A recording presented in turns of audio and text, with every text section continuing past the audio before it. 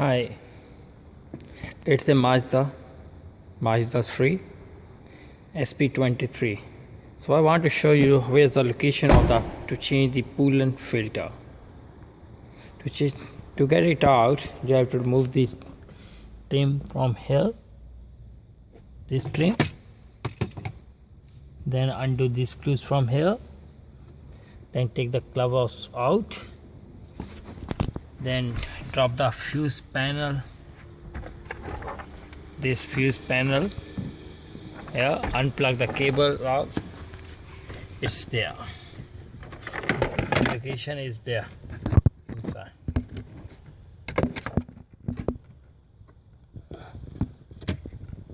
Sorry for